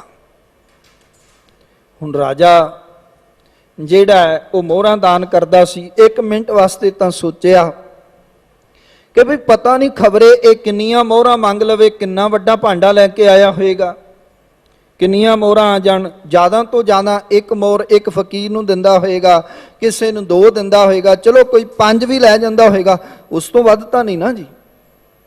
ਦਾਨ ਦੀ ਵੀ ਇੱਕ ਸੀਮਾ ਹੈ। ਉਹ ਕਹਿਣ ਲੱਗਾ ਵੀ ਚੱਲ ਸਾਈਆਂ, ਹੁਣ ਉਹਦੇ ਆਲੇ ਦੁਆਲੇ ਵੇਖਦਾ, ਉਹ ਫਕੀਰ ਦੇ ਆਲੇ ਦੁਆਲੇ ਵੇਖਦਾ, ਤੇ ਫਕੀਰ ਦੇ ਆਲੇ ਦੁਆਲੇ ਵੇਖ ਕੇ ਕਹਿੰਦਾ ਇਹਦੇ ਕੋਲ ਤਾਂ ਕੋਈ ਖਾਸ ਭਾਂਡਾ ਹੈ ਨਹੀਂ। ਇੱਕ ਝੋਲੀ ਹੈ ਔਰ ਝੋਲੀ 'ਚ ਕਿੰਨੀਆਂ ਕੁ ਮੋਹਰਾਂ ਆ ਜਾਣਗੀਆਂ, ਝੋਲੀ ਵਿੱਚ ਵੀ ਇਹਨੇ ਭਾਂਡਾ ਰੱਖਿਆ ਹੋਏਗਾ, ਤੇ ਉਹ ਕਿੰਨਾ ਕੁ ਵੱਡਾ ਹੋਏਗਾ, ਇਹਦਾ ਖੱਪਰ ਆਖਰ ਕਿੰਨਾ ਕੁ ਵੱਡਾ ਹੋਏਗਾ, ਜਿਹੜਾ ਭਰੇਗਾ ਹੀ ਨਹੀਂ। ਉਹ ਹਿੰਮਤ ਕਰਕੇ ਔਰ ਰਾਜਾ ਜਿਹੜਾ ਹੈ ਉਹ ਆਪਣੇ ਖਜ਼ਾਨਾ ਮੰਤਰੀ ਨੂੰ ਕਹਿੰਦਾ ਵੀ ਇਹਦੀ ਸ਼ਰਤ ਮੈਨੂੰ ਮਨਜ਼ੂਰ ਹੈ, ਜਿਹੜਾ ਇਹਦਾ ਭਾਂਡਾ ਹੈ ਜਿੰਨਾ ਚਿਰ ਉਹ ਭਰੇ ਨਾ ਤੂੰ ਦਾਨ ਦੇਈ ਜਾ, ਮੋਹਰਾਂ ਪਾਈ ਜਾ। ਰਾਜਾ ਕਹਿਣ ਲੱਗਾ ਫਕੀਰਾ ਆਪਣਾ ਭਾਂਡਾ ਤੇ ਵਿਖਾ, ਜਿਸ ਭਾਂਡੇ ਵਿੱਚ ਮੈਂ ਮੋਹਰਾਂ ਪਾਣੀ ਹੈ ਉਹ ਭਾਂਡਾ ਤੇ ਵਿਖਾ, ਉਹਦੇ ਦਰਸ਼ਨ ਤੇ ਕਰਾਂ। ਉਹ ਕਹਿਣ ਲੱਗਾ ਰਾਜਨ ਭਾਂਡਾ ਮੇਰੇ ਕੋਲ ਮੇਰਾ ਮਨ ਹੈ, ਬਸ ਇਹਨੂੰ ਭਰ ਦੇ ਤੂੰ। ਹੁਣ ਮਨ ਰੂਪੀ ਭਾਂਡਾ ਇੱਕ ਇਹੋ ਜਿਹਾ ਹੈ ਜਿਹੜਾ ਅੱਜ ਤੱਕ ਕਿਸੇ ਦਾ ਰੱਜਿਆ ਹੀ ਨਹੀਂ ਹੈ, ਇਹ ਰੱਜਿਆ ਹੀ ਨਹੀਂ ਹੈ, ਇਹਨੂੰ ਕੋਈ ਥੱਲਾ ਹੈ ਹੀ ਨਹੀਂ ਹੈ। ਜਿਸ ਬਾਲਟੀ ਦਾ ਥੱਲਾ ਹੀ ਨਾ ਹੋਵੇ ਉਹਨੂੰ ਕਿਵੇਂ ਭਰੋਗੇ ਪਾਣੀ ਨਾਲ, ਭਰਿਆ ਨਹੀਂ ਜਾ ਸਕਦੀ। ਇਹ ਮਨ ਰੂਪੀ ਭਾਂਡੇ ਦਾ, ਸਾਡੇ ਖੱਪਰ ਦਾ ਥੱਲਾ ਹੀ ਕੋਈ ਨਹੀਂ ਹੈ। ਇਹ ਹਜ਼ਾਰਾਂ ਖੱਟਦਾ ਹੈ, ਹਜ਼ਾਰਾਂ ਵੱਟਦਾ ਹੈ, ਫਿਰ ਭੁੱਖ ਹੈ, ਹਜ਼ਾਰਾਂ ਵੱਟਦਾ ਹੈ, ਫਿਰ ਭੁੱਖ ਹੈ। ਜਿਹੜੇ ਰੱਬ ਦੇ ਬੰਦੇ ਹੁੰਦੇ ਨੇ, ਜਿਹੜੇ ਬੰਦਗੀ ਵਾਲੇ ਬੰਦੇ ਹੁੰਦੇ ਨੇ, ਸਿਮਰਨ ਵਾਲੇ ਬੰਦੇ ਹੁੰਦੇ ਨੇ, ਉਹਨਾਂ ਦੀ ਜ਼ਿੰਦਗੀ 'ਚ ਸਬਰ ਹੁੰਦਾ ਹੈ। ਉਹਨਾਂ ਨੇ ਆਪਣੀ ਤ੍ਰਿਸ਼ਨਾ ਨੂੰ ਮਾਰ ਲਿਆ ਹੁੰਦਾ ਹੈ, ਆਪਣੀ ਤ੍ਰਿਸ਼ਨਾ ਨੂੰ ਖਤਮ ਕਰ ਲਿਆ ਹੁੰਦਾ ਹੈ। ਤੁਸੀਂ ਵੇਖੋ ਉਹਨਾਂ ਦੀ ਗੱਲਬਾਤ ਵੀ ਇਸ ਤਰ੍ਹਾਂ ਦੀ ਹੁੰਦੀ ਹੈ ਜਿਸ ਗੱਲਬਾਤ ਵਿੱਚੋਂ ਤੁਹਾਨੂੰ ਬਹੁਤ ਕੁਝ ਸਿੱਖਣ ਨੂੰ ਮਿਲਦਾ ਹੈ। ਉਮਰ ਅਤੇ ਸਫੀਕ 2 ਫਕੀਰ ਬੰਦੇ ਨੇ ਔਰ ਇਹ ਦੋਵੇਂ ਇਕੱਠੇ ਹੀ ਕਿਸੇ ਉਸਤਾਦ ਕੋਲੋਂ ਇਹਨਾਂ ਨੇ ਤਾਲੀਮ ਹਾਸਲ ਕੀਤੀ, ਵਿਦਿਆ ਹਾਸਲ ਕੀਤੀ ਹੈ। ਉਮਰ ਅਤੇ ਸਫੀਕ ਬਹੁਤ ਦਿਨ ਬਾਅਦ ਇੱਕ ਦੂਜੇ ਨੂੰ ਮਿਲੇ, ਇੱਕ ਦੂਜੇ ਦੇ ਜਿਹੜਾ ਹੈ ਉਹ ਮਿਲਣ ਵਾਸਤੇ ਸਥਾਨ ਤੇ ਗਏ ਤੇ ਰਾਤ ਹੋਈ, ਰਾਤ ਨੂੰ ਲੇਟੇ ਹੋਏ ਨੇ। ਉਮਰ ਸਫੀਕ ਨੂੰ ਪੁੱਛਦਾ ਹੈ ਸਫੀਕ ਸਾਹਿਬ ਗੁਜ਼ਾਰਾ ਕਿਵੇਂ ਚੱਲ ਰਿਹਾ ਹੈ? ਹੁਣ ਆਮ ਸੰਸਾਰੀ ਵਿਅਕਤੀ ਦੇ ਬੋਲ ਤੇ ਧਰਮੀ ਵਿਅਕਤੀ ਦੇ ਬੋਲਾਂ ਵਿੱਚ ਫਰਕ ਹੁੰਦਾ ਹੈ। ਜਦੋਂ ਸਫੀਕ ਸਾਹਿਬ ਨੂੰ ਪੁੱਛਿਆ ਗਿਆ ਉਮਰ ਸਾਹਿਬ ਵੱਲੋਂ ਗੁਜ਼ਾਰਾ ਕਿਵੇਂ ਚੱਲ ਰਿਹਾ ਹੈ, ਅੱਗੋਂ ਸਫੀਕ ਸਾਹਿਬ ਨੇ ਜਵਾਬ ਦਿੱਤਾ ਮਿਲ ਜਾਏ ਤਾਂ ਖਾ ਲਈਦੀ ਹੈ, ਨਾ ਮਿਲੇ ਤਾਂ ਸਬਰ ਕਰੀਦਾ ਹੈ। ਜਵਾਬ ਤੇ ਵਧੀਆ ਸੀ, ਜਵਾਬ ਤੇ ਚੰਗਾ ਸੀ। ਜੋ ਇੱਕ ਆਮ ਵਿਅਕਤੀ ਜਵਾਬ ਦਿੰਦਾ ਹੈ ਉਸ ਤੋਂ ਕੁਝ ਹਟ ਕੇ ਸੀ। ਨਹੀਂ ਤੇ ਸੰਸਾਰ ਵਿਅਕਤੀ ਇੱਕੋ ਗੱਲ ਕਹਿੰਦਾ ਜੀ ਠੀਕ ਗੁਜ਼ਾਰਾ ਚੱਲ ਰਿਹਾ, 2 ਵਕਤ ਦਾ ਪ੍ਰਸ਼ਾਦਾ ਮਿਲ ਰਿਹਾ। ਸਫੀਕ ਧਰਮੀ ਸੀ, ਸਫੀਕ ਨੇ ਇਹ ਜਵਾਬ ਦਿੱਤਾ ਮਿਲ ਜਾਏ ਤਾਂ ਖਾ ਲਈਦੀ ਹੈ, ਨਾ ਮਿਲੇ ਤਾਂ ਸਬਰ ਕਰੀਦਾ। ਤ੍ਰਿਸ਼ਨਾ ਵਾਲੀ ਤਾਂ ਗੁੰਜਾਇਸ਼ ਨਹੀਂ ਸੀ। ਪਰ ਫਿਰ ਵੀ ਉਮਰ ਸਾਹਿਬ ਨੇ ਇਹਨੂੰ ਆਖਿਆ, ਪਤਾ ਕੀ ਆਖਿਆ, ਜੋ ਤੁਸੀਂ ਕੰਮ ਕਰਦੇ ਹੋ ਇਹ ਤੇ ਸਾਡੇ ਗਲੀ ਦੇ ਕੁੱਤੇ ਵੀ ਕਰਦੇ ਨੇ। ਜਦੋਂ ਇਹ ਗੱਲ ਆਖੀ ਸਫੀਕ ਸਾਹਿਬ ਦਾ ਮੱਥਾ ਠਣਕਿਆ। ਸਾਨੂੰ ਵੀ ਕੋਈ ਆਖੇ ਵੀ ਐਡਾ ਅਸੀਂ ਜਵਾਬ ਦਿੱਤਾ ਹੈ, ਸੋਚ ਕੇ ਦਿੱਤਾ ਹੈ, ਸਮਝਦਾਰੀ ਨਾਲ ਦਿੱਤਾ ਹੈ, ਫਿਰ ਵੀ ਇਹ ਗੱਲ ਆਖੀ ਜਾ ਰਹੀ ਹੈ। ਤੇ ਜਦੋਂ ਕਿਸੇ ਨੂੰ ਇਸ ਤਰ੍ਹਾਂ ਦਾ ਜਵਾਬ ਮਿਲੇ, ਇਹ ਕੰਮ ਤੇ ਸਾਡੇ ਗਲੀ ਦੇ ਕੂਕਰ ਵੀ ਕਰਦੇ ਨੇ। ਮਿਲ ਜਾਏ ਤਾਂ ਖਾ ਲੈਂਦੇ ਨੇ, ਨਾ ਮਿਲੇ ਤਾਂ ਭੁੰਜੇ ਬਹਿ ਜਾਂਦੇ ਨੇ। ਹੁਣ ਸਫੀਕ ਸਾਹਿਬ ਦਾ ਸਵਾਲ ਹੋਣਾ ਹੀ ਸੀ। ਇੱਕਦਮ ਉਹਨਾਂ ਨੇ ਕਿਹਾ, ਫਿਰ ਤੁਸੀਂ ਦੱਸੋ ਤੁਹਾਡਾ ਗੁਜ਼ਾਰਾ ਕਿਵੇਂ ਚੱਲਦਾ ਹੈ? ਕਿਉਂਕਿ ਉਹ ਵੀ ਧਰਮੀ ਬੰਦੇ ਨੇ, ਉਹਨਾਂ ਵੀ ਧਰਮ ਦਾ ਇਲਮ ਫੜਿਆ ਹੋਇਆ, ਗਿਆਨ ਪੜਿਆ, ਧਰਮ ਨੂੰ ਸਮਝਿਆ। ਪਤਾ ਉਮਰ ਸਾਹਿਬ ਨੇ ਕੀ ਕਿਹਾ? ਉਹ ਕਹਿੰਦੇ ਨੇ, ਮਿਲ ਜਾਏ ਤਾਂ ਵੰਡ ਛਕੀਦਾ, ਨਾ ਮਿਲੇ ਤਾਂ ਸਬਰ ਕਰੀਦਾ ਹੈ। ਇਹ ਜਵਾਬ ਸੀ। ਇਹ ਜਵਾਬ ਉਸ ਧਰਮੀ ਬੰਦੇ ਦਾ ਹੈ ਜਿਸ ਨੇ ਧਰਮ ਦੇ ਇਲਮ ਨੂੰ ਕੇਵਲ ਪੜ੍ਹਿਆ ਹੀ ਨਹੀਂ, ਬੁੱਝਿਆ ਵੀ ਹੈ, ਸਮਝਿਆ ਵੀ ਹੈ। ਅਸੀਂ ਪੜ੍ਹ ਲੈਨੇ ਆ, ਅਸੀਂ ਸੁਣ ਲੈਨੇ ਆ, ਤ੍ਰਿਸ਼ਨਾ ਵਿਰਲੇ ਹੀ ਕੀ ਬੂਝੀਏ। ਵਿਰਲੇ ਅਸੀਂ ਨਹੀਂ ਹੋ ਸਕਦੇ ਉਹਨਾਂ ਵਿੱਚ, ਵਿਰਲਿਆਂ ਵਿੱਚ ਅਸੀਂ ਕਿਉਂ ਨਹੀਂ ਸ਼ਾਮਲ ਹੋ ਸਕਦੇ? ਅਸੀਂ ਆਪਣੀ ਤ੍ਰਿਸ਼ਨਾ ਦੀ ਅੱਗ ਨੂੰ ਕਿਉਂ ਨਹੀਂ ਨਿਵਾਰ ਸਕਦੇ, ਜਦ ਕਿ ਸਾਡੇ ਕੋਲ ਤਾਂ ਸਤਿਗੁਰੂ ਹੀ ਤ੍ਰਿਸ਼ਨਾ ਦੀ ਅੱਗ ਬੁਝਾਉਣ ਵਾਲੇ ਨੇ। ਸਾਡੇ ਕੋਲ ਤਾਂ ਉਹ ਸਤਿਗੁਰੂ ਹੈ ਜਿਹੜਾ ਜ਼ਿੰਦਗੀ ਦੇ ਸਹੀ ਮਾਇਨੇ ਦੇ ਪਾਠ ਸਾਨੂੰ ਪੜ੍ਹਾਉਂਦੇ ਨੇ। ਸਾਡੇ ਕੋਲ ਸਬਰ ਦੀ ਦਾਤ ਕਿਉਂ ਨਹੀਂ ਹੈ? ਸਾਡੇ ਕੋਲ ਹੋਣੀ ਚਾਹੀਦੀ ਹੈ। ਔਰ ਸਾਨੂੰ ਤੇ ਸਬਰ ਦੀ ਦਾਤ ਏਡੀ ਪਿਆਰੀ ਗੁਰਦੇਵ ਨੇ ਦਿੱਤੀ ਹੈ ਕਿ ਕਿਰਤ ਕਰੋ, ਨਾਮ ਜਪੋ, ਵੰਡ ਕੇ ਛਕੋ। ਜਿਨ੍ਹਾਂ ਨੇ ਸਬਰ ਦੀ ਦਾਤ ਨੂੰ ਗੁਰੂ ਚਰਨਾਂ ਤੋਂ ਸਿੱਖ ਲਿਆ, ਤੁਸੀਂ ਵੇਖੋ ਉਹ ਵੇਲਾ ਵੀ ਕਦੇ ਸਿੱਖਾਂ ਤੇ ਆਇਆ ਜਦੋਂ ਘਰ ਕੇ ਕੱਢੇ ਬੰਨ ਲੁਕੈ, ਬੰਨ ਕੱਢ ਨੀਰ ਲੁਕਾਈ, ਨੀਰ ਕੇ ਕੱਢੇ ਕਹਾਂ ਲੁਕੈ, ਕਹੋ ਸਿੰਘ ਕੱਤ ਜਾਈ। ਜਿਨ੍ਹਾਂ ਨੇ ਜੀਵਨ ਗੁਰਬਾਣੀ ਚੋਂ ਸਿੱਖਿਆ, ਗੁਰੂ ਤੋਂ ਸਿੱਖਿਆ, ਉਹਨਾਂ ਨੇ ਵਾਕਈ ਆਪਣੀ ਤ੍ਰਿਸ਼ਨਾ ਦੀ ਅੱਗ ਨੂੰ ਮਾਰ ਰੱਖਿਆ ਸੀ, ਬੁਝਾ ਰੱਖਿਆ ਸੀ। ਜੰਗਲ ਵਿੱਚ ਰਹਿੰਦੇ ਸੀ ਨਾ ਸਿੱਖ, ਤੇ ਉਹ ਪਿੰਡਾਂ ਵਿੱਚ ਆ ਜਾਂਦੇ, ਕਿਸੇ ਮਾਈ ਨੇ ਉਹਨਾਂ ਨੂੰ 4 ਪ੍ਰਸਾਦੇ ਦੇ ਦੇਣੇ, ਦਾਲ ਦਾ ਡੋਲੂ ਦੇ ਦੇਣਾ, ਤੇ ਇਕੱਲੇ ਬਹਿ ਕੇ ਭੁੰਜੇ ਨਹੀਂ ਸੀ ਛਕਦੇ ਵੀ ਇਹ ਮੇਰੇ ਜੋਗਾ ਮੈਂ ਛਕ ਲਵਾਂ। ਨਹੀਂ, ਉਹ ਜੰਗਲ ਨੂੰ ਦੌੜ ਜਾਂਦੇ ਸੀ, ਉੱਚੇ ਟਿੱਲੇ ਤੇ ਪਹਾੜ ਤੇ ਚੜ ਕੇ ਆਵਾਜ਼ ਦਿੰਦੇ ਸੀ, ਦੇਤ ਆਵਾਜ਼ਾ ਭੁੱਖਾ ਹੈ ਕੋਊ, ਆਓ ਦੇਗ ਤਿਆਰ ਗੁਰ ਹੋਈ, ਉਸ ਸਮੇਂ ਬੈਰੀ ਕਿਮ ਆਵੈ। ਸਾਡਾ ਦੇਖੋ ਸਬਰ ਸੰਤੋਖ ਕਿੰਨਾ ਹੁੰਦਾ ਹੈ। ਉਸ ਸਮੇਂ ਬੈਰੀ ਕਿਮ ਆਵੈ, ਪਰਮ ਮੀਤ ਸਮ ਤਾਹੇ ਛਕਾਵੈ, ਬਚੇ ਤਾਂ ਆਪ ਖਲੇ हैं, नहीं तो लंगर मस्त बते। ਇਹ ਜਿਹੜਾ ਹੈ ਸਾਡਾ ਵਿਰਸਾ ਹੈ ਕਿ ਐਡਾ ਸਬਰ ਸਿੱਖਾਂ ਵਿੱਚ ਸੀ, ਪੁਰਾਤਨ ਸਿੱਖਾਂ ਵਿੱਚ ਐਡਾ ਭਰੋਸਾ ਸੀ ਗੁਰੂ ਤੇ ਕਿ ਜੇ ਕੋਈ 2 ਪ੍ਰਸ਼ਾਦੇ ਦੇ ਦੇਵੇ, ਭਾਈ ਤਾਰੂ ਸਿੰਘ ਵਰਗਾ ਸਿੱਖੜਾ ਉਹ ਕੱਲਾ ਨਹੀਂ ਸੀ ਸਕਦਾ। ਉਹ ਐਸਾ ਗੁਰੂ ਕਾ ਸਿੱਖ ਹੁੰਦਾ ਸੀ ਕਿ ਉਹਨੇ ਜੰਗਲ ਵਿੱਚ ਵਸਦੇ ਭਰਾਵਾਂ ਵਾਸਤੇ ਪ੍ਰਸ਼ਾਦਾ ਲੈ ਕੇ ਜਾਣਾ ਤੇ ਆਵਾਜ਼ ਦੇਣੀ, ਆਓ ਕੋਈ ਗੁਰੂ ਕਾ ਪਿਆਰਾ ਹੈ, ਤੇ ਛਕੇ। ਜੇ ਵੈਰੀ ਵੀ ਆ ਜਾਂਦਾ ਸੀ ਤਾਂ ਵੀ ਉਹਨੂੰ ਬਰਾਬਰ ਬਿਠਾ ਕੇ ਬੜੇ ਸਨਮਾਨ ਨਾਲ ਪ੍ਰਸ਼ਾਦਾ ਛਕਾਉਂਦੇ ਸੀ। ਸਾਡੇ ਕੋਲ ਤਾਂ ਬਹੁਤ ਕੁਝ ਹੈ। ਅੱਜ ਸਾਡੇ ਕੋਲ ਵਾਹਿਗੁਰੂ ਦੀ ਕਿਰਪਾ ਹੈ, ਰਹਿਮਤ ਹੈ। ਸਾਨੂੰ ਆਪਣੀ ਤ੍ਰਿਸ਼ਨਾ ਨੂੰ ਕਾਬੂ ਕਰਕੇ ਤੇ ਵੰਡ ਛਕਣਾ ਚਾਹੀਦਾ ਹੈ। ਇਹ ਸਾਨੂੰ ਵਿਰਸੇ ਵਿੱਚ ਮਿਲਿਆ ਹੈ, ਇਹ ਦਾਤ ਸਾਨੂੰ ਵਿਰਸੇ ਵਿੱਚ ਮਿਲੀ ਹੈ, ਔਰ ਇਹਦੇ ਨਾਲ ਸਾਡਾ ਸਿੱਖਾਂ ਦਾ ਨਾਂ ਉੱਚਾ ਵੀ ਹੁੰਦਾ ਤੇ ਹੋਇਆ ਵੀ ਹੈ। ਭਾਵੇਂ ਪਿਛਲੇ ਕਰੋਨਾ ਸਮੇਂ ਦੀ ਗੱਲ ਕਰ ਲਈਏ, ਜਿੰਨੇ ਹੜ੍ਹ ਪੀੜਤਾਂ ਦੀ ਗੱਲ ਕਰ ਲਈਏ, ਤੁਸੀਂ ਵੇਖੋ ਆ ਪਿੱਛੇ ਜੇ ਖਬਰਾਂ ਚੱਲੀਆਂ, ਜਦੋਂ ਪੰਜਾਬ ਦੇ ਵਿੱਚ ਹੜ੍ਹ ਆਏ ਤੇ ਸਿੰਘ ਪ੍ਰਸ਼ਾਦਾ ਲੈ ਕੇ ਇੱਕ ਪਿੰਡ ਪੁੱਜਦੇ ਨੇ, ਪ੍ਰਸ਼ਾਦਾ ਵਰਤਾ ਦਈਏ, ਮਾਈਆਂ ਕਹਿੰਦੀਆਂ ਅਸੀਂ ਤੇ ਟਰਾਲੀ ਭਰ ਕੇ ਪ੍ਰਸ਼ਾਦੇ ਦੀ ਦੂਜੇ ਪਿੰਡ ਭੇਜੀ ਹੈ। ਕਿੱਡਾ ਸਬਰ ਹੈ ਵੀ ਵਿਪਤਾ ਆਉਣ ਤੋਂ ਬਾਅਦ ਵੀ ਫਿਰ ਵੀ ਪ੍ਰਸ਼ਾਦਾ ਤਿਆਰ ਹੋਇਆ ਉਸ ਪਿੰਡ ਵਿੱਚ। ਉਹਨਾਂ ਕਿਹਾ ਵੀ ਜਿਹੜੇ ਸਾਡੇ ਨਾਲੋਂ ਵੀ ਜ਼ਿਆਦਾ ਵਿਪਤਾ ਵਿੱਚ ਨੇ ਅਸੀਂ ਉਹਨਾਂ ਨੂੰ ਵੰਡ ਆਈਏ। ਇਹ ਜੀਵਨ ਹੈ ਸਿੱਖਾਂ ਦਾ। ਤੇ ਗੁਰਦੇਵ ਪਾਤਸ਼ਾਹ ਕਹਿੰਦੇ ਨੇ ਕਿ ਹਉਮੈ ਦੀ ਜਿਹੜੀ ਅਗਨ ਹੈ, ਹਉਮੈ ਜਿਹੜੀ ਹੈ, ਇਹ ਵੀ ਸਤਿਗੁਰ ਭੇਟਤ ਹਉਮੈ ਮਾਰੀ। ਜਦੋਂ ਸਤਿਗੁਰੂ ਦਾ ਮਿਲਾਪ ਹੋ ਜਾਂਦਾ ਨਾ ਤੇ ਹਉਮੈ ਵੀ ਚੰਗੀ ਤੋਂ ਚੰਗੀ ਹਉਮੈ ਵੀ ਮਰ ਜਾਂਦੀ ਹੈ, ਖਤਮ ਹੋ ਜਾਂਦੀ ਹੈ। ਹਉਮੈ ਕਈ ਪ੍ਰਕਾਰ ਦੀ ਹੈ ਤੇ ਕਈ ਵਾਰ ਧਰਮੀ ਬੰਦਿਆਂ ਨੂੰ ਧਾਰਮਿਕ ਹੋਣ ਦਾ ਹੀ ਮਾਣ ਹੁੰਦਾ ਹੈ, ਧਰਮ ਸ਼ਾਸਤਰ ਪੜ੍ਹਨ ਦਾ ਹੀ ਮਾਣ ਹੁੰਦਾ ਹੈ। ਜਿਨ੍ਹਾਂ ਦੇ ਦਰਬਾਰ 'ਚ ਤੁਸੀਂ ਬੈਠੇ ਹੋ ਨਾ, ਮੈਂ ਕੇਵਲ इशारे मात्र गल करके इतिहास की अगे चलना कि पंजोखरे विच की होया है। पंजोखरे दे विच पंडित लाल चंद दी हौमे ही सी ना, ते हौमे दे कारण जिहड़ा वो अफरिया फिरदा है ते संगतां नूं सवाल करदा है भी तुहाडे गुरु पातशाह जी नूं तुसीं हर कृष्ण साहिब आखदे हो, साडे कृष्ण जी होए ने, मैं ते तां मन्ना जे वो कृष्ण जी वल्लों उचारण कीती हुई गीता दे अर्थ करके सुना देण। भी एडी छोटी उम्र दे गुरु किवें हो सकते ने? बड़े सारे क्वेश्चन कर दिंदा है, सवाल खड़े कर दिंदा है।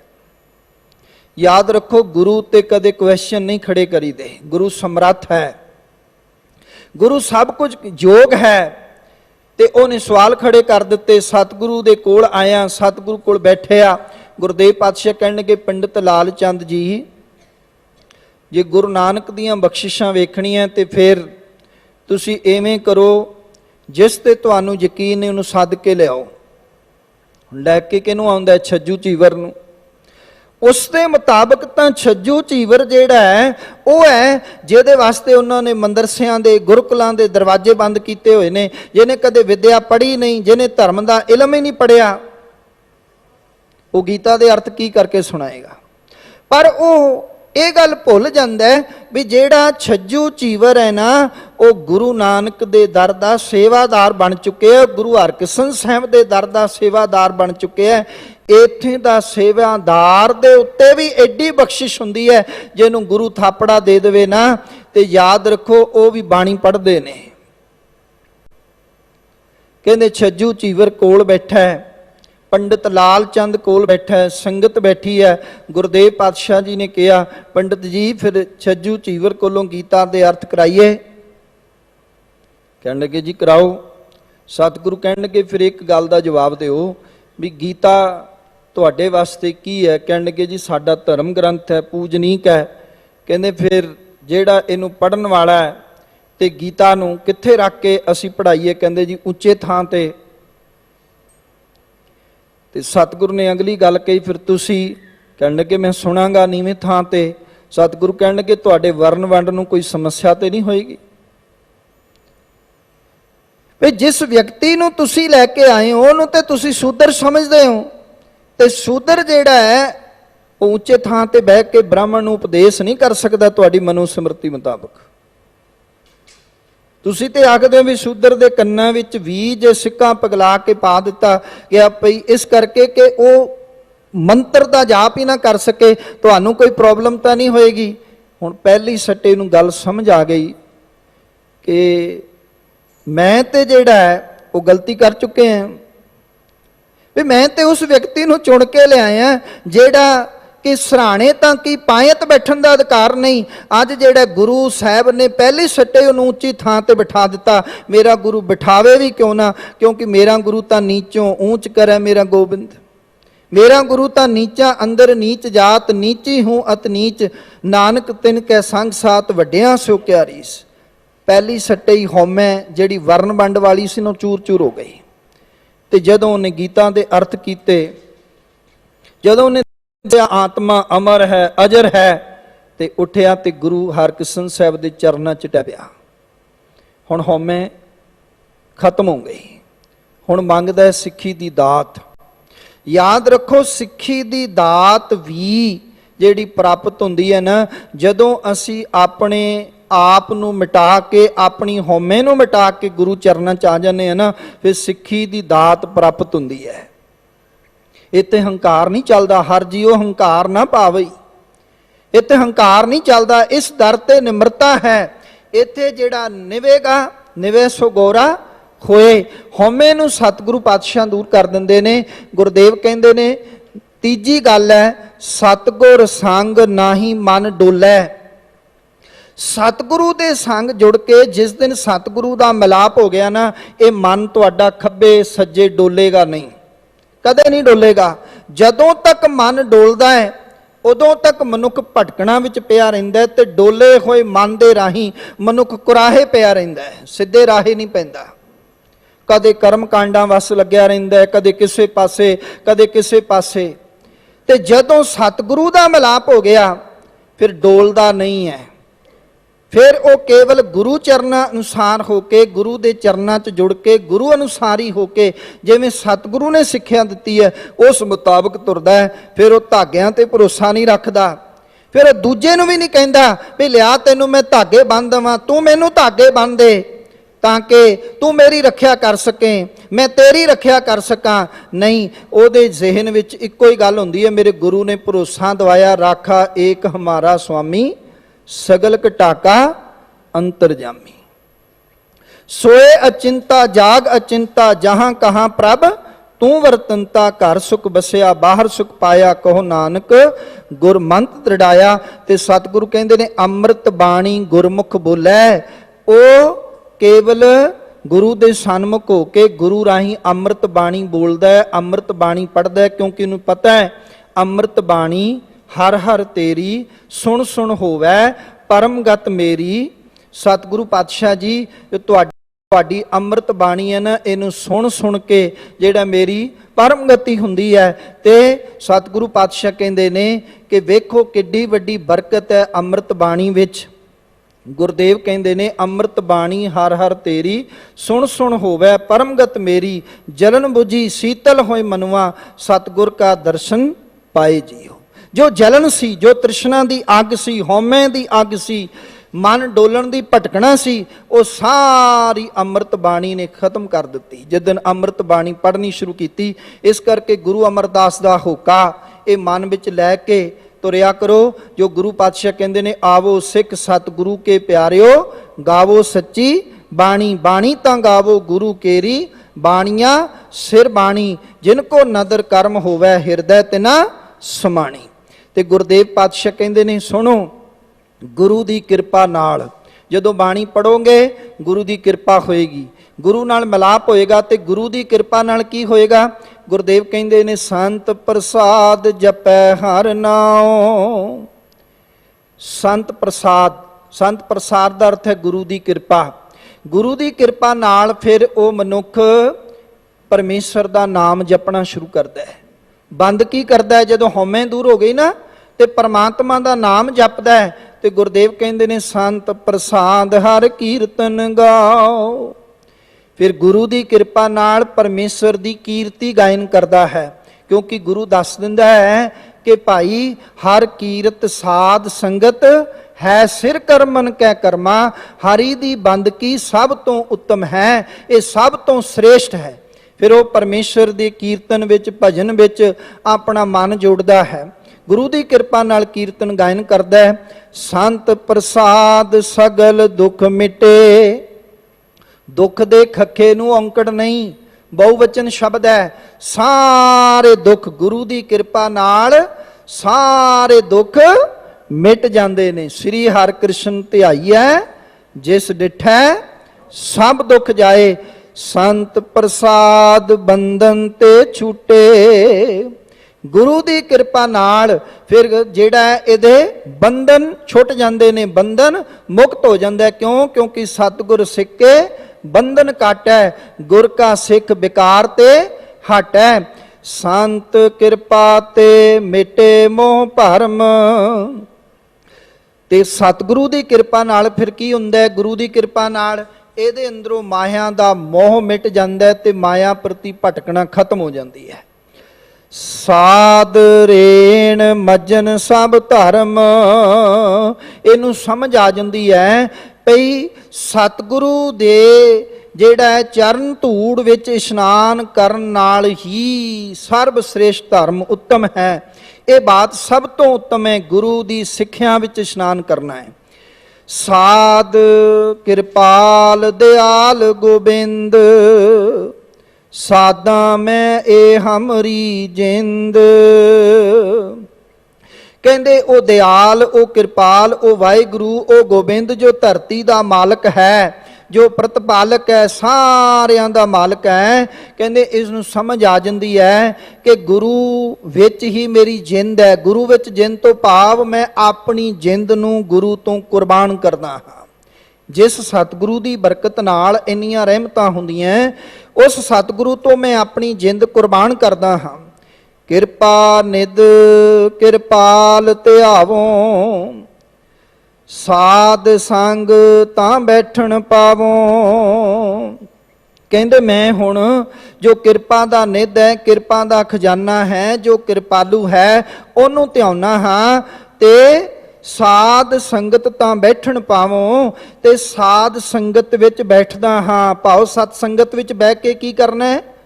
ਸੰਤ ਜਨਾ ਮਿਲ ਹਰਿ ਜਸ ਗਾਇਓ, ਕੋਟ ਜਨਮ ਕੇ ਦੁਖ ਗਵਾਇਓ। ਜਦੋਂ ਸਤ ਸੰਗਤ ਵਿੱਚ ਬੈਠਦਾ ਗੁਰੂ ਦੀ ਕਿਰਪਾ ਹੁੰਦੀ ਹੈ ਤੇ ਕਰੋੜਾਂ ਜਨਮਾਂ ਦੇ ਦੁੱਖ ਦੂਰ ਹੋ ਜਾਂਦੇ ਨੇ। ਇਹ ਮੇਰੇ ਮਾਲਕ ਨੇ ਮੇਰੇ ਉੱਤੇ ਕਿਰਪਾ ਕੀਤੀ ਹੈ ਕਿ ਸਤ ਸੰਗਤ ਮੈਨੂੰ ਪ੍ਰਾਪਤ ਹੋਇਆ ਹੈ, ਕਿਉਂਕਿ ਬਿਨ ਭਾਗਾ ਸਤ ਸੰਗ ਨ ਲੱਭੈ। ਤੇ ਇਹ ਮੇਰੇ ਗੁਰੂ ਨੇ ਕਿਰਪਾ ਕੀਤੀ। ਮੋਹਿ ਨਿਰਗੁਣ ਕੋ ਪ੍ਰਭ ਕੀਨੀ ਦਇਆ, ਸਾਧ ਸੰਗ ਨਾਨਕ ਨਾਮ ਲਿਆ। ਮੇਰੇ ਨਿਰਗੁਣ ਉੱਤੇ ਪ੍ਰਭੂ ਨੇ ਦਇਆ ਕੀਤੀ, ਕਿਰਪਾ ਕੀਤੀ। ਤਾਂ ਪਾਤਸ਼ਾਹ ਕਹਿੰਦੇ ਕਿ ਇਸ ਨਾਨਕ ਨੇ ਪ੍ਰਭੂ ਦਾ ਨਾਮ ਸਾਧ ਸੰਗਤ ਵਿੱਚੋਂ ਲਿਆ ਹੈ। ਸਤ ਸੰਗਤ ਵਿੱਚ ਪ੍ਰਭੂ ਵਸਦਾ ਹੈ, ਸਤ ਸੰਗਤ ਵਿੱਚ ਨਾਮ ਹੈ, ਇੱਥੋਂ ਹੀ ਪ੍ਰਾਪਤ ਹੋਣਾ ਹੈ। ਗੁਰੂ ਦਰ ਤੇ ਅਰਦਾਸ ਕਰੀਏ, ਦਾਤਾ ਸਾਨੂੰ ਤੁਹਾਡਾ ਸਤ ਸੰਗ ਨਸੀਬ ਹੋ ਜਾਏ, ਤੁਹਾਡੇ ਸਤ ਸੰਗ ਵਿੱਚ ਅਸੀਂ ਆ ਕੇ ਨਾਮ ਜਪੀਏ। ਜਦੋਂ ਨਾਮ ਜਪਾਂਗੇ ਲੋਕ ਸੁਖੀਏ, ਪਰ ਲੋਕ ਸੁਹੇਲੇ ਨਾਨਕ ਹਰ ਪ੍ਰਭ ਆਪੇ ਮੇਲੇ ਹੋਣਗੇ। ਆਪ ਸਾਰੀਆਂ ਸੰਗਤਾਂ ਦਾ ਤਹਿ ਦਿਲੋਂ ਧੰਨਵਾਦ, ਕੋਟਾਨ ਕੋਟ ਸ਼ੁਕਰ ਸ੍ਰੀ ਗੁਰੂ ਗ੍ਰੰਥ ਸਾਹਿਬ ਜੀ ਦਾ, ਦਿੱਲੀ ਸਿੱਖ ਗੁਰਦੁਆਰਾ ਪ੍ਰਬੰਧਕ ਕਮੇਟੀ, ਧਰਮ ਪ੍ਰਚਾਰ ਕਮੇਟੀ ਦਾ ਧੰਨਵਾਦ ਅਤੇ ਅਤਿ ਸਤਿਕਾਰਯੋਗ ਸਿੰਘ ਸਾਹਿਬ ਇਸ ਦਰਬਾਰ ਦੇ ਮੁੱਖ ਗ੍ਰੰਥੀ ਗਿਆਨੀ ਰਣਜੀਤ ਸਿੰਘ ਉਹਨਾਂ ਦਾ ਧੰਨਵਾਦ, ਜਿਨ੍ਹਾਂ ਨੇ ਆਪ ਸੰਗਤਾਂ ਦੇ ਦਰਸ਼ਨ ਕਰਨ ਦਾ ਇਹ ਸੁਭਾਗ ਸਮਾਂ ਪ੍ਰਾਪਤ ਕੀਤਾ ਹੈ ਜੀ। ਸਤਿਗੁਰੂ ਕਿਰਪਾ ਕਰਨ, ਸਾਰਿਆਂ ਨੂੰ ਚੜ੍ਹਦੀ ਕਲਾ ਨਾਮਦਾਨ ਬਖਸ਼ਿਸ਼ ਕਰਨ, ਭੁੱਲਾਂ ਮੇਰੀਆਂ ਬਖਸ਼ ਦੇਣਾ ਜੀ। ਵਿਚਾਰ ਸਤਿਗੁਰੂ ਦੇ ਜਾਣ ਕੇ ਆਪਣੇ ਹਿਰਦੇ ਵਿੱਚ ਵਸਾਇਓ। ਫਤਿਹ ਪ੍ਰਵਾਨ ਕਰੋ। ਵਾਹਿਗੁਰੂ ਜੀ ਕਾ ਖਾਲਸਾ, ਵਾਹਿਗੁਰੂ ਜੀ ਕੀ ਫਤਿਹ।